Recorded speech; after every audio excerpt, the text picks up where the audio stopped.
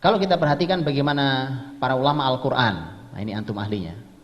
Para ulama Al-Quran menyampaikan tentang bagaimana Al-Quran turun membenahi masyarakat. Quran itu kan turunnya bertahap, ya kan? Turunnya bertahap.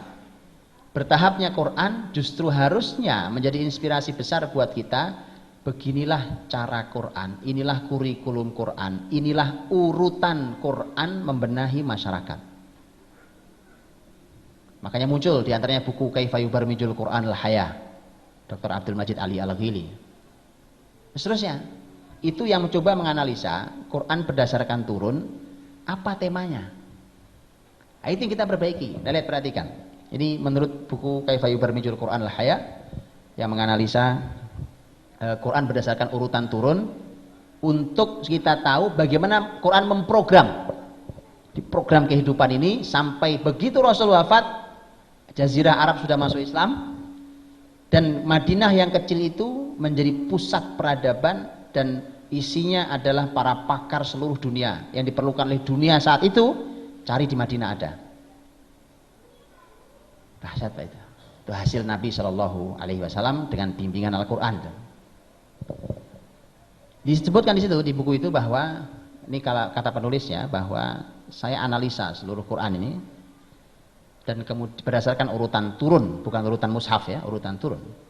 Walaupun ada khilaf ulama banyak tentang masalah urutan turun, maka ternyata kata beliau tanpa saya sadari, saya cuma mengkaji aja, kaji surat per surat. Berhentilah saya kata beliau di sebuah surat, ya, di surat seingat saya surat ke-38 dari urutan turun, bukan urutan mushaf ya, urutan turun. Di situ saya berhenti, saya hentikan kajian saya. Kenapa? Karena surat berikutnya itu sudah beda tema besar. Jadi 1 sampai 38 itu satu tema besar. Terus, loh, ini kok sudah beda? Suratnya suasananya beda isi suratnya. Terus kemudian ternyata berhenti lagi di surat berikutnya, di surat yang kesekian, kemudian oh ini beda lagi. Dan seterusnya. Ternyata ini menurut beliau yang telah mengkaji bahwa sepertiga yang pertama itu ternyata adalah islahul fard, perbaikan individu. Setiap pribadi muslim diperbaiki, semua diperbaiki, semuanya. Kita tahu apa yang harus diperbaiki sebagai seorang muslim. Baru berpindah ke sepertiga berikutnya, itu ayat sangat banyak berbicara tentang islah al-mujtama'. Ternyata subhanallah, sistematis Quran itu. Islahul mujtama', perbaikan masyarakat. Begitu individu sudah baik, yuk sekarang masyarakat terperbaiki.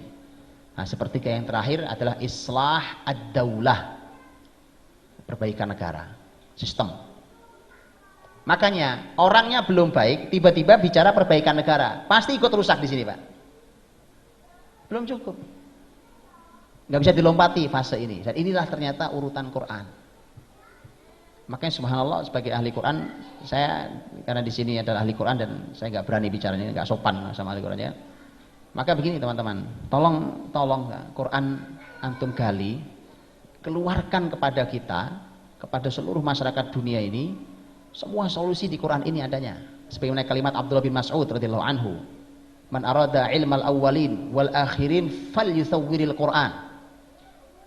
Ini dalam Al-Mu'jamul Kabir At-Tabrani. Yang menginginkan ilmunya orang awal dan ilmunya orang akhir, maka dalami Quran.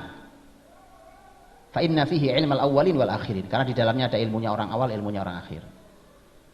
Jadi keyakinan gitu, Pak. Saya kasih contoh antum sederhana nih. Ini contoh lain, Pak. Contoh lain, Pak. Kalau bicara tentang dunia kesehatan, hari ini kedokteran menyebut dirinya sebagai dunia medis yang canggih. Peralatan sudah canggih segala macam. Ternyata penyakit lebih canggih. Makanya banyak penyakit tidak tersembuhkan. Ya kan? Bahkan kalau menurut penelitian seorang profesor di Jepang, bahwa ternyata yang bisa disembuhkan oleh penyakit medis oleh medis hari ini hanya 20% penyakit. Kita takut juga 80% penyakit nggak bisa disembuhkan oleh medis hari ini. Dan itu saya bisa merasakan sendiri, Pak. Karena ayah saya itu penyakitnya sederhana, asam urat. Yang bilang juga dokter, bukan ya?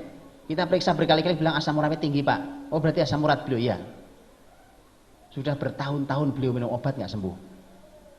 Saya temui dokter teman saya, seorang spesialis bedah saraf, saya tanya, "Dok, jujur, tolong jujur ke saya. Sebenarnya di ilmu antum tuh ada nggak sih obatnya asam urat?" Jawaban beliau, "Sebenarnya tidak ada, Ustaz."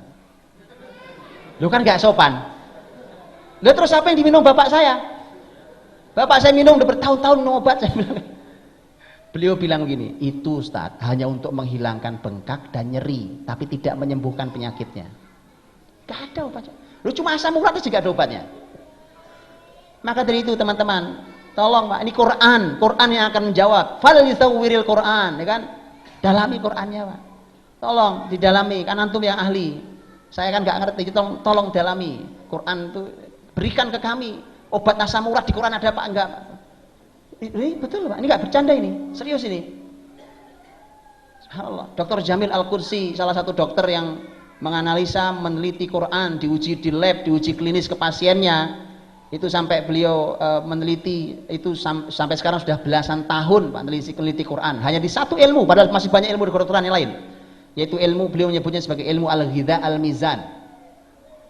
Ilmu nutrisi keseimbangan.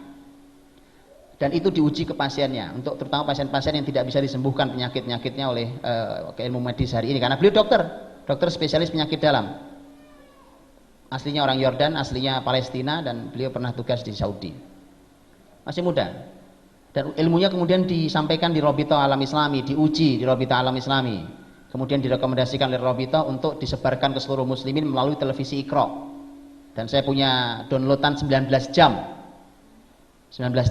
beliau menyampaikan ilmunya di televisi Iqra berseri. Subhanallah. Ilmunya kemudian diakui oleh orang kafir bahkan. Dari mana? Dari Quran. Dan yang ngerti Quran kan antum. Begitu. Tolong sampaikan. Jadi kalau besok ada datang orang Pak asam urat, Pak sebentar Pak ada ayatnya nih. Nah, ini berarti Anda harus gitu Pak. Ini gak bercanda nih, serius nih. Betul Pak. Ini kan yang kelihatan sederhana sepele kan. Ya, besok datang presiden negeri ini datang ke Iskariman. Aduh pusing Pak, ini gimana nih tentang krisis ekonomi. Oh, sini Pak, duduk sini sama saya. Saya panggilkan tim Quran saya, dia ngerti gimana solusinya. Begitu. Jadi karena muslimin mau apa lagi ilmunya? Ilmunya muslimin adalah yang tertinggi adalah Quran dan Sunnah.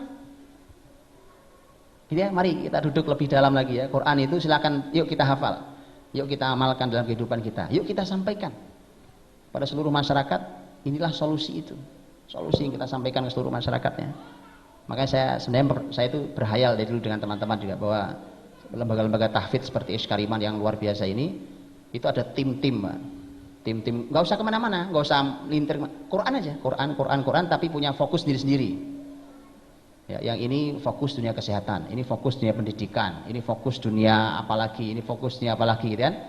Kalau antum perlu ahli pendidikan kesehatan apa yang versi hari ini, datangkan aja, ngomong Pak, sini. Kita mau bicara kita di sini kan, kita bicara ala Quran ini. Terus sampaikan Pak, bahas terus, keluarkan konsepnya, koreksi kalau ada yang salah, dan seterusnya. Karena kita ilmunya harus Quran dan Sunnah. Nabi memang ilmunya apa? Saya mau tanya, ilmu Nabi SAW dulu waktu menutup kejahiliahan, bahkan sahabat menutup Persia Romawi, emang sahabat ilmunya ilmu apa dulu? Ya kan? Satu lagi pertanyaan saya, apa Nabi sibuk mendiskusikan konsepnya Persia Romawi? Lah hari ini kita terlalu sibuk Pak. Ini mana Pak? Ini konsep baru nih Pak dari Finlandia nih Pak. Ini kita diskusikan Pak. Ini kayaknya bagus nih. Kelamaan Pak. Ini kayaknya bagus nih Pak. Konsep dari ini penelitian baru di Harvard University. Apa Nabi banyak sibuk mendiskusikan konsep Persia Romawi untuk bangkit? Ada. Udah Pak, sudah betul Quran, tapi tolong didalami, kasih kami konsepnya. Kita laksanakan konsep itu. Karena itu pasti solusi besarnya di situ. Wallahu a'lam bishawab. Mudah-mudahan jadi panitia Ustaz.